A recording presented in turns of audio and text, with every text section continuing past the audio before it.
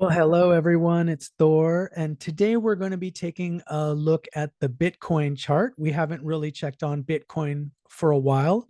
As many of you remember, back in 2021, a couple years ago, cryptocurrency was pretty much all of the rage.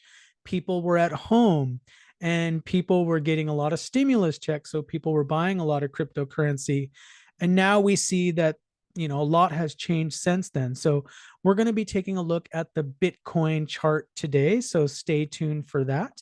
Those of you that are new to my channel, make sure you like and subscribe. I practice Vedic sidereal astrology, which is the astrology from ancient India. If you're new to this, your sign may be different using this method, so you want to go to the appropriate calculator. Make sure you like and subscribe as well, because I am trying to get to 10,000 subscribers. So we're on our way. We're almost at 2,000. If you're interested in a private reading, check details down below. There's a 30% discount for the month of March using code Thor at checkout. So check that out if you're interested.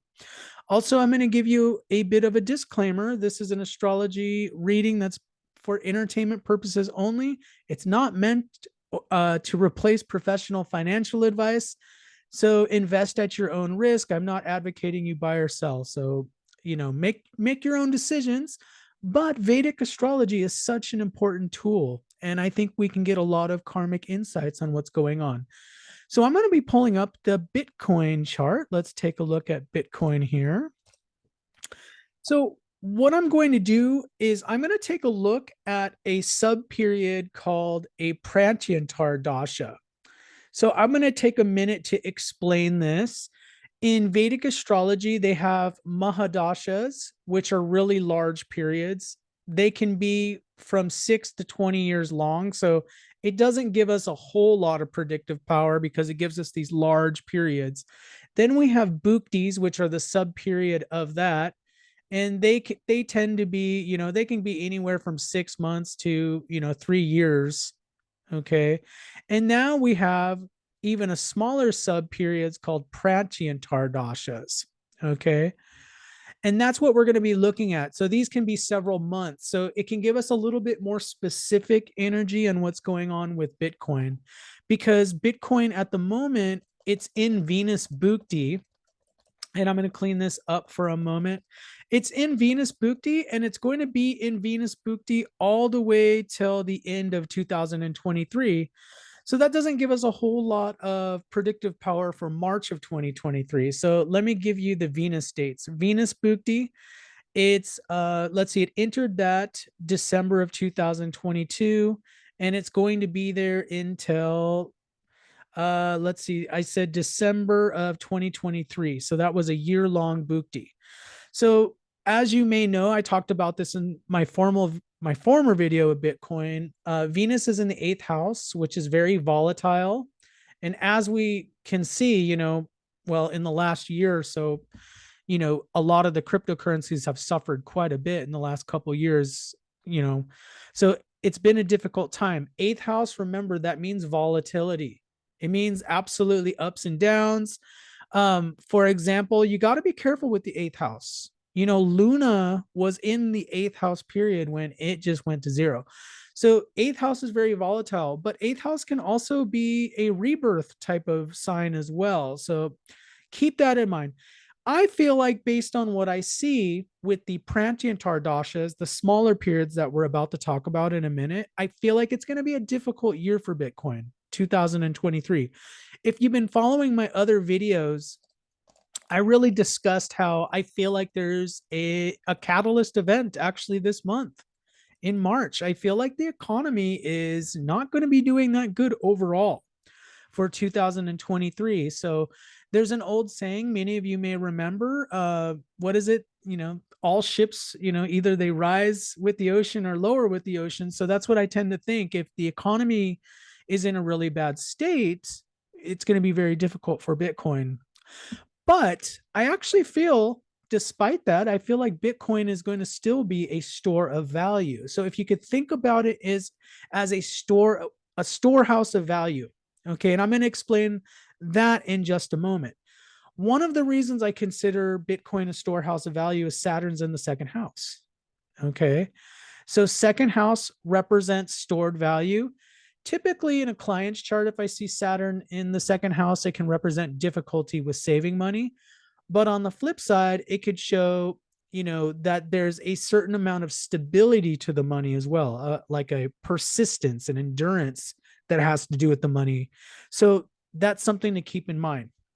So what is the smallest period or the Prantyantar dasha that Bitcoin is in right now?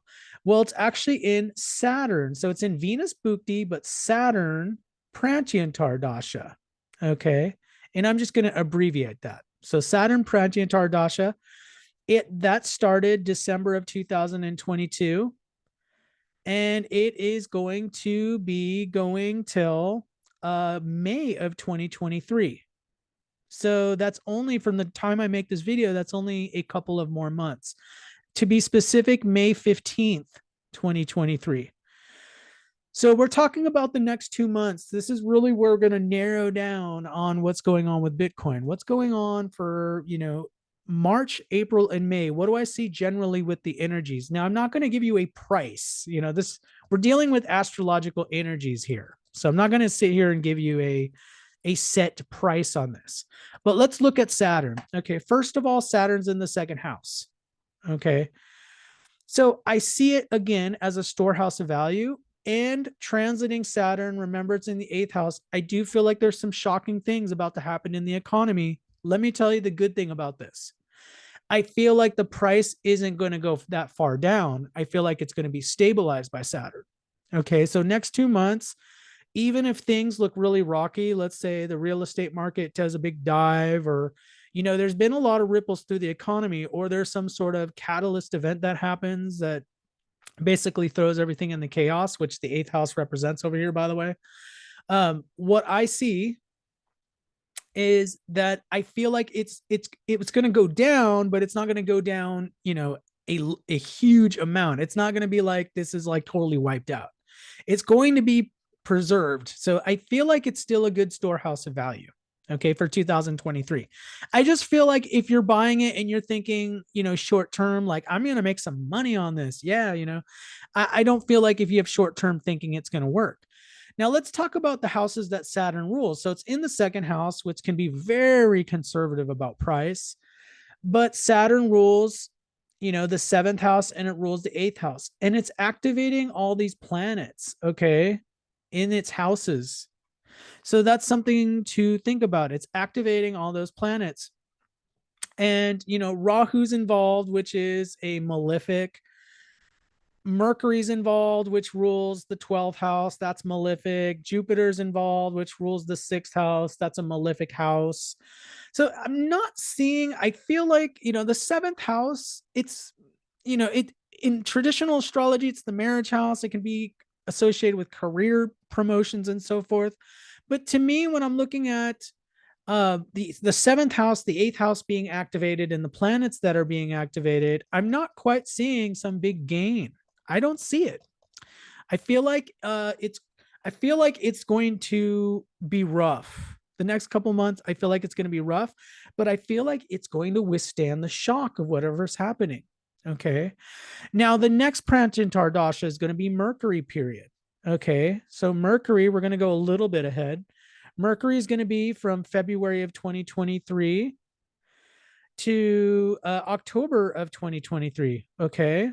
So that represents another 5-month period.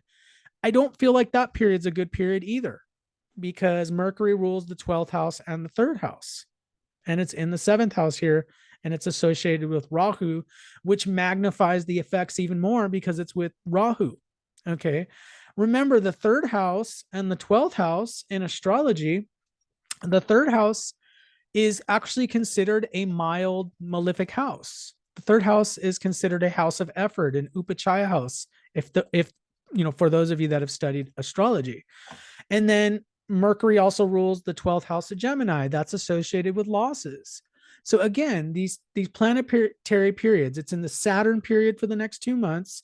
Then from May to October, it's going to be in the Mercury period. Again, the house rulerships aren't very good. I'm not seeing like, yay, this is really a good time for money, money, money. So I feel like from now until October, it's going to be very rough for Bitcoin. Okay. Now, I feel like overall, like I said, I feel like it's going to still be a good storehouse. So, if, from my point of view, this is my opinion on the astrological energies, I feel like it's still a good storehouse value. Okay. So, you know, when everything that I see with the economy over the next year, I think there's going to be a lot of prices plunging with the Federal Reserve raising interest rates, with a lot of the stuff that's going on right now. We're going to be in for a wild ride. I just don't see it like people are going to make a lot of money on Bitcoin this year. I don't feel that. I don't see it in the astrology chart. Even intuitively, if you just kind of sense, just feel out your feelings on this, does it really feel like a time like lots of people are buying Bitcoin? There's a cost of living crisis. So I feel like it's a difficult time.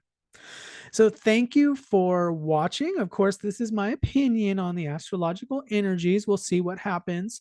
Let me know what you think down below. Make sure you comment, say hi at least. Let me know what you think. Take care until the next video.